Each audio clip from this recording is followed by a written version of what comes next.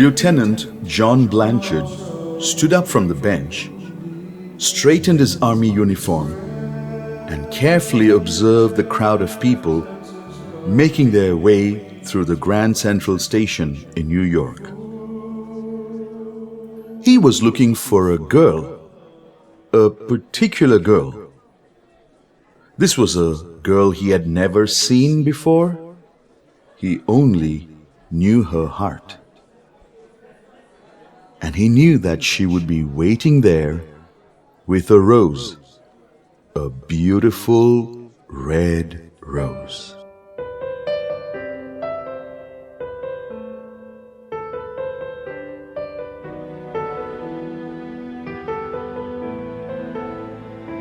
Let's go back a while.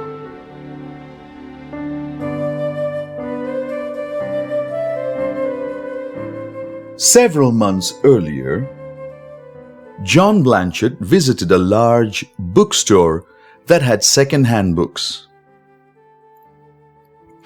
He selected a book that interested him and he began browsing it. And that's when he noticed something. Someone had penciled notes in the margin. John studied the writing. The softness and the neatness of the handwriting told him that this person was a thoughtful soul with an insightful mind. He looked at the front of the book and discovered the name of the person, Miss Hollis Meynell. He searched up that name. It did not take long to locate her address. John was pleasantly surprised to discover that she lived just around the corner, right there in New York City. So he wrote her a letter introducing himself and inviting her to correspond.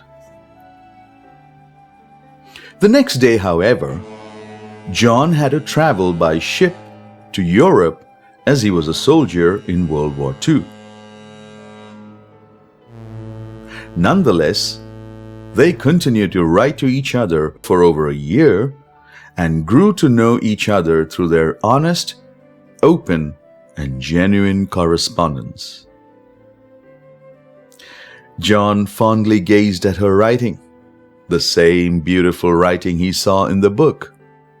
And thus, through the mail, a love began to blossom. Blanchard requested her photograph, but she refused. She said that if he really care about me, then it would not matter to you what I look like. Now, why did she say that?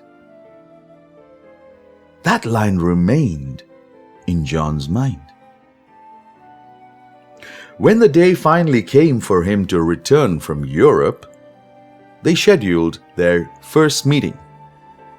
It would be at the Grand Central Station in New York at 7 p.m. Her final words in her last letter were, "You will recognize me by the red rose I will be wearing on my lapel." And that's where our story began. At 7 p.m., John was standing in the station, keenly looking around for the girl whose heart he loved, but whose face he had never seen. John's fingers gripped the book, that book with her handwriting, and he had to identify himself to Hollis by that book.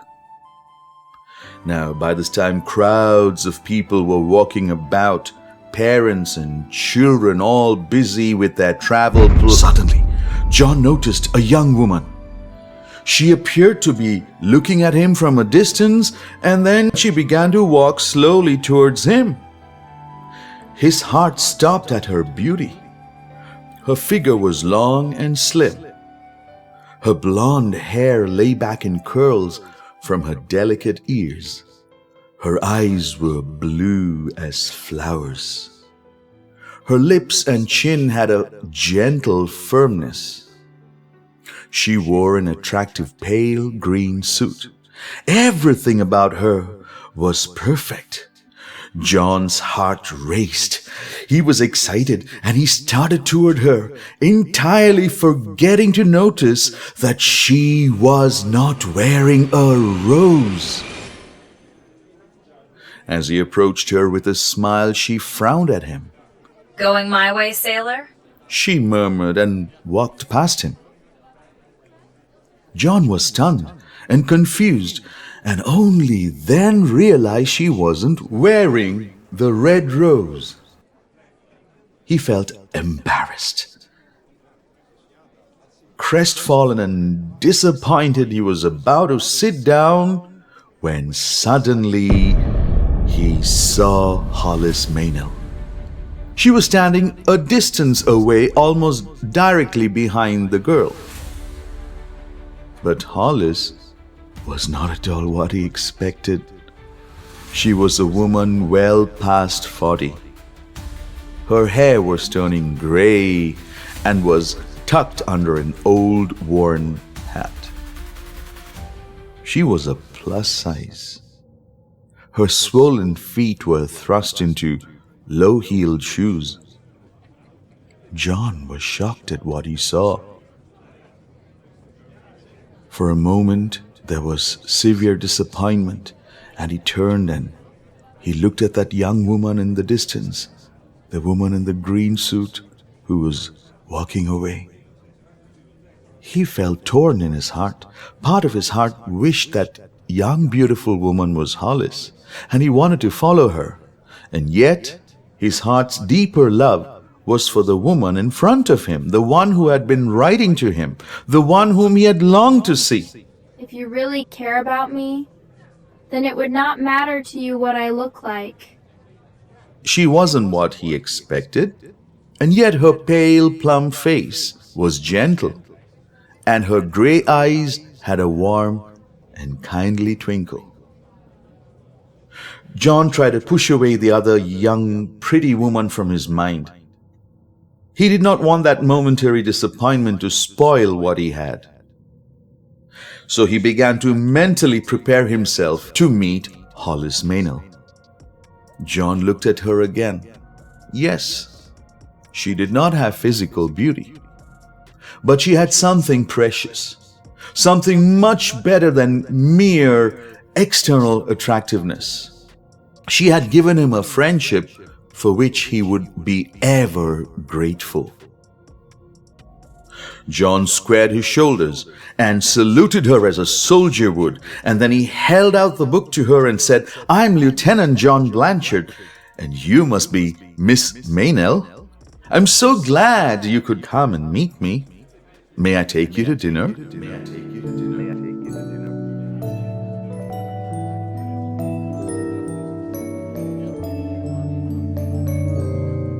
The woman didn't say anything at first. She simply gave him a curious look and smiled and said, "Son, I don't know what this is about, but that young pretty lady in the green suit who just went by, she begged me to wear this rose on my coat. And she said if this young lieutenant asks you out to dinner, then tell him that I will be waiting for him in the big restaurant across the street. She said that it was some kind of test."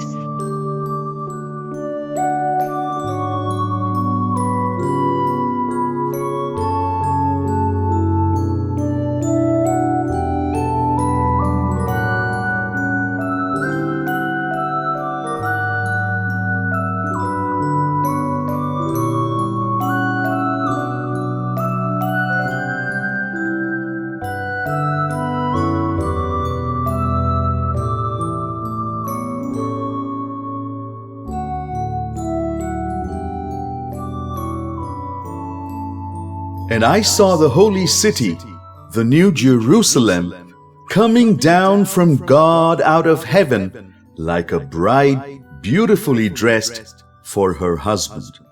Revelation chapter 21, verse 2. Have you ever wondered at this verse? John sees the holy city, New Jerusalem, dressed up as a bride. how does a city get dressed up like a woman? Clearly, this is metaphorical, symbolic, and so must be understood spiritually.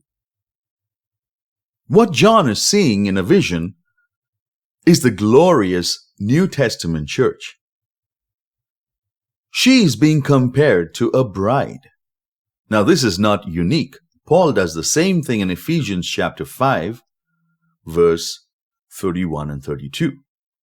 A man leaves his father and mother and is joined to his wife, and the two are united into one. This is a great mystery, but it is an illustration of the way Christ and the church are one. And this is repeated in Revelation 19:7.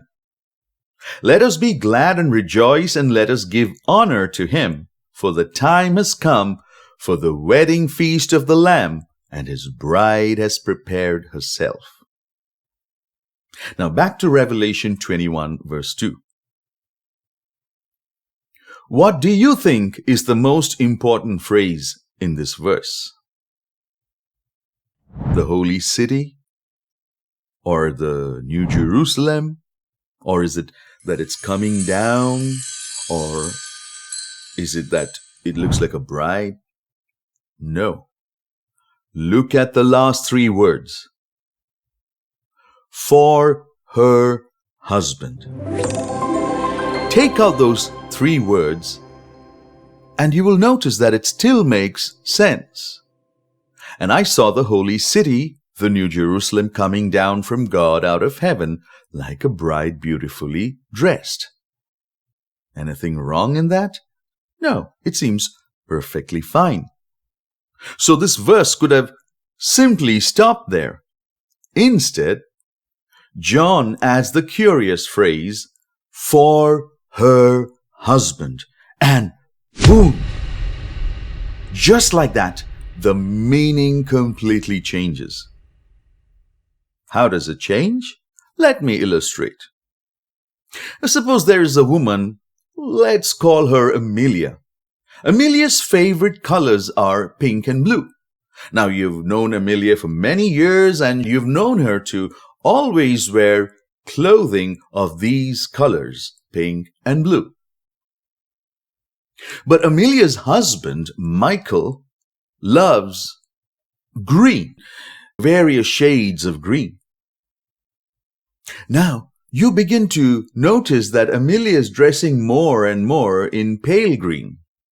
This is strange. Amelia always dresses in pink or blue. So you approach her, you ask her, Amelia, what's with this new color? And she happily replies, oh, it's Michael's favorite color. I'm doing this for him. At that moment, you understand something about her and him. The love that she has for her husband is dictating her decisions. He's not forcing her or controlling her. She's happily choosing pale green. The love that she has for him is helping her make her choices. In other words, Amelia is now beautifully dressed for her husband. Those three words. The bride of Christ is beautifully dressed for her husband. She does not dress as she wants, but what her husband, Jesus, wants. We see this as a type in the story of Queen Esther in the Old Testament. Back in the Persian Empire, King Ahasuerus planned to choose a queen through a royal selection process that followed the removal of Queen Vashti. Beautiful young women from across the empire were brought to the palace in Susa and placed under the care of Hegai, the king's eunuch in charge of the harem. Each woman was beautified and then had her turn to meet the king. And she could ask for anything extra that she wanted to enhance her beauty. Now, the Bible particularly mentions that while all the women asked for these extra things, Esther asked for nothing beyond what Hegai recommended. There was apparently a secret in this. You see, Hegai knew the king's taste. He knew his favorite colors, his favorite adornments and fragrances and ointments. So when most women changed what Hegai offered and chose according to their own preference, Esther chose nothing. Everything about her that day was according to Hegai's choice. It is this that attracted the king to Esther. He was deeply impressed that she had submitted entirely to Hegai's choice. Let me read from Esther 2:17. The king loved Esther more than all the other women, and she obtained grace and favor in his sight more than all the virgins. So he set the royal crown upon her head. Today, when it comes to marriage, many look for peripheral, external things. They look for beauty, personality, caste, position in society, education, profession, and so on. It appears that these factors of beauty are more important than the woman herself. And so when beauty fades, the love will fade too. And this is why Miss Hollis Maynell tested John's love. Do you truly love me or just my face? Is it my outward beauty and my fancy clothes that you prefer? Or do you really care for me? Beauty in a woman is a bonus, but not the main thing itself. What is most attractive in the bride of Christ? Her natural beauty? Her gorgeous apparel? Is she Miss Heaven? What is outstanding about her? The color of her skin? Her beautiful teeth? Her smile? Her eyes? Her nose? Not one of these details are mentioned. But the only thing that John notices is that she is adorned for her husband. Do you understand what that means? Today, there are many Christians who try to beautify their ministries and appear to be glorious in the eyes of men. Some do this with extreme extravagance, with pomp and show, while others choose to be extreme minimalists. So some show off their wealth and their great ministries, while others show off their simplicity and sacrifice. But in the end, all are trying to show themselves off as the king's choice. And there will always be a fan following of people who approve and validate these people. But is Christ impressed with all this? That's the question. Yes, there are many beautiful women, but who will the bride be? Among the many women, only one. Esther won the king's heart. The bride of Christ is the one who is adorned for her husband. She is the one who chose nothing of her own, but submitted entirely to Hegai, the Holy Spirit, who alone knows the mind of Christ, our King. Even among 60 queens and 80 concubines and countless young women, I would still choose my dove, my perfect one, the favorite of her mother, dearly loved by the one who bore her. The young women see her and praise her. Even queens and royal concubines sing her praises. Among the billions of Christians around the world, there are some who truly love Jesus and do everything out of love for Jesus. They follow and obey Christ only out of love for Him. And that becomes their beauty. Their beauty is not that they belong to any particular denomination or church. Their beauty is not what they appear to people outwardly. Because what impresses men is not what impresses God. Man looks at the outward appearance. And that's why some are attracted by the flashy churches with a lot of lighting and music and a lot of show. Others are drawn towards the simple church, the consecrated, the minimalist church. But do you realize both these are outward forms of beauty, but God looks at the heart.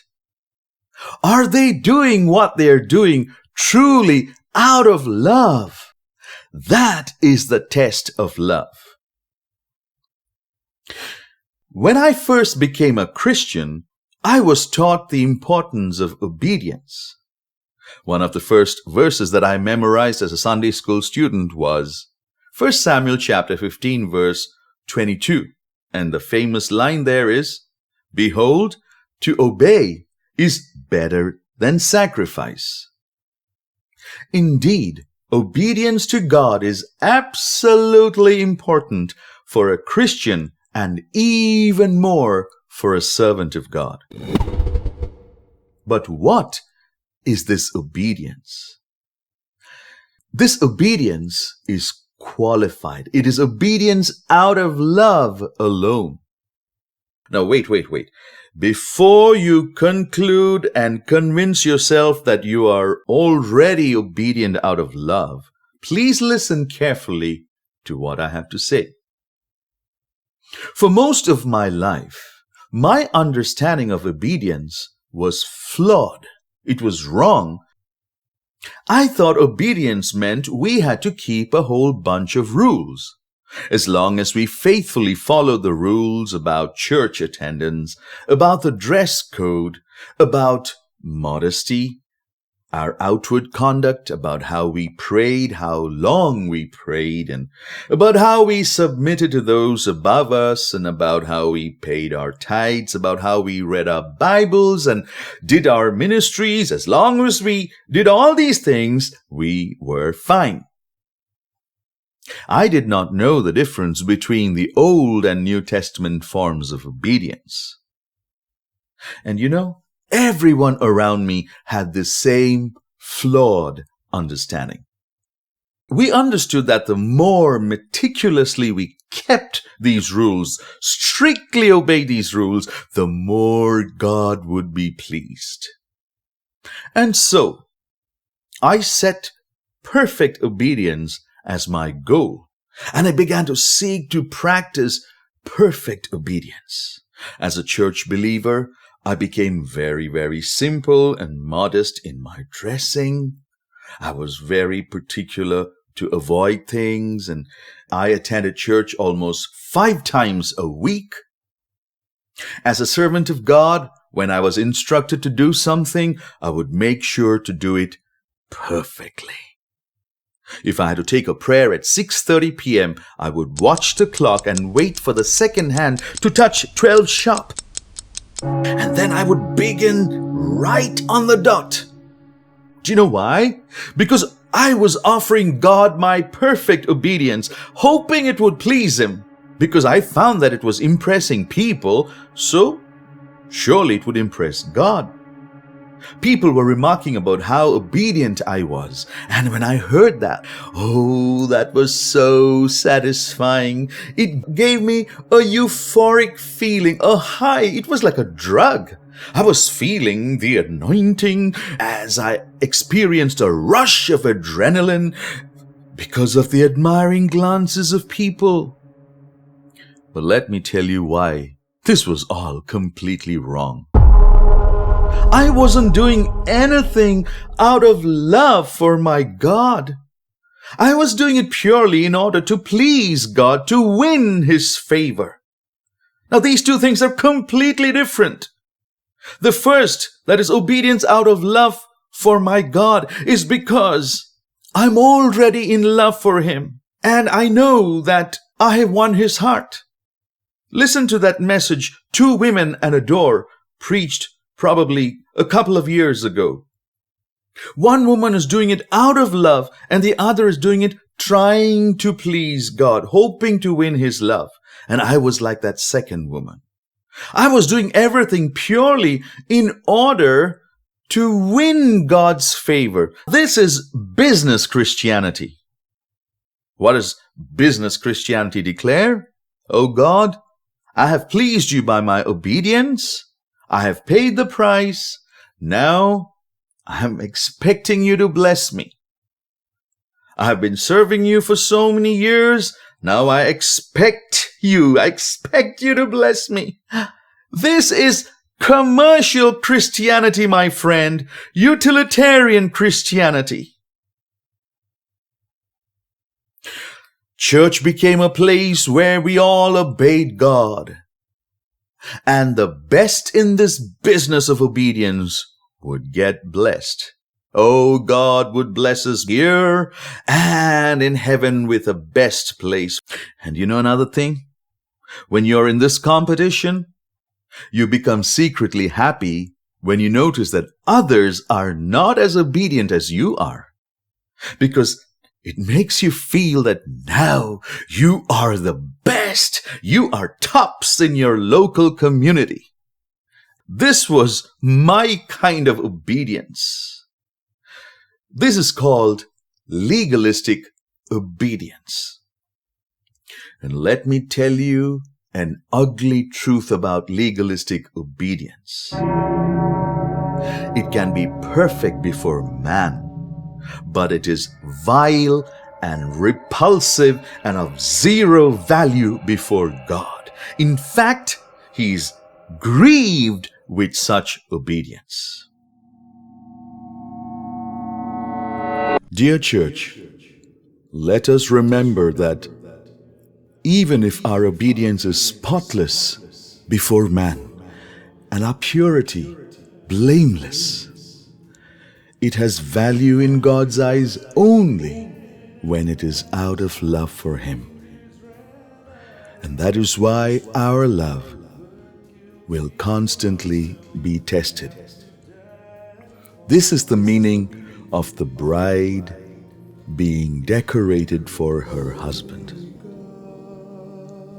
God willing, we will continue Passion for Purity next Tuesday. Holy, holy, holy God. Holy God. Holy God. Holy, holy, holy God.